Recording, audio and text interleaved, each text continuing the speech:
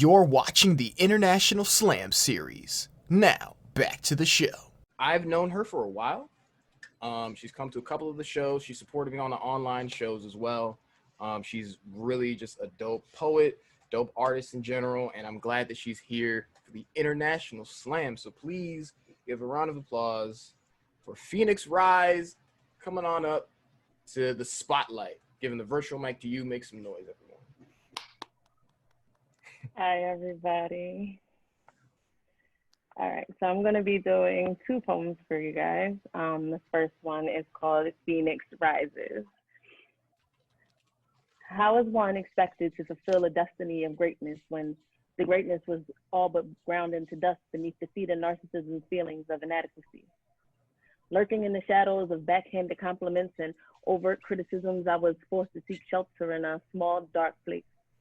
In an attempt to escape the heavy clouds of disappointment that rained acid and left permanent scars on my genius, stunting my growth and binding the magical properties within, because recognizing superpowers in another shines a light on one's own mediocrities. Nobody wants to raise a superhero.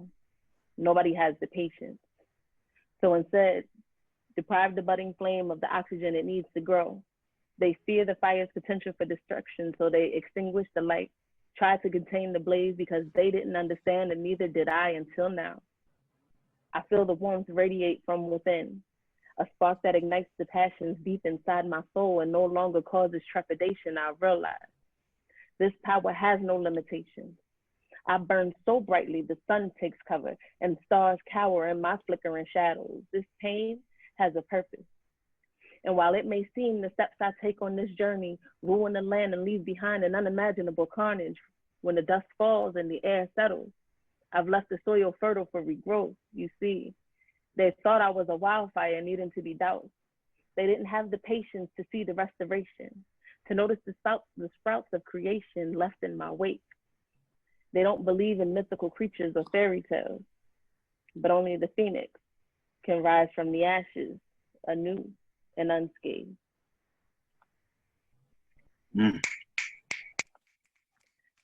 All right, and thank you. So this next one Good is, job. Thank you. This next one is called A Journey. Each time I descended from the womb and arrived on earth, I was born a revolutionary.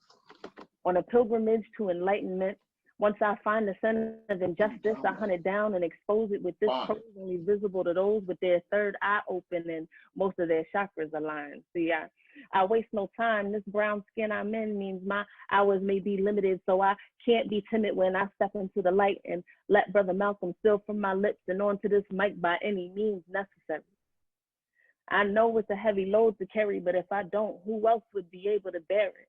I can't share it, it's all mine, and I learn how to manage it each lifetime, and I don't need no lifeline, just need your open mind to receive and believe these words I speak, because I sojourn for the truth. I mean, ain't I a woman too? Not just another conscious Negro in the rage. I used to write in Paris because Baldwin was too new age for these colonizers who swear they weren't immigrants who happened upon these shores by accident, you know, Columbuson. If you had asked me when I was indigenous, I would have told you otherwise, but when the conqueror is the historian, he spreads his white lies like propaganda. Meanwhile, with the shotty in my right hand, I carried more than 300 to the promised land, and Moses was the name that they gave me. You see, sometimes my past lives seem hazy, but my mission never changes, to teach, uplift, and rise out of these chains, because it was in his image that we were made, so make sure you call us by our names, Baduism 101. This soul too big for so few trips around the sun.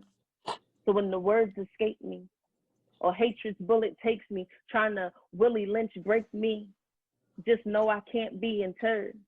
And I don't care what you think you heard. This wanderer always returns. Fire.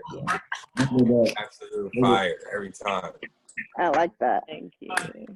Murder that joint.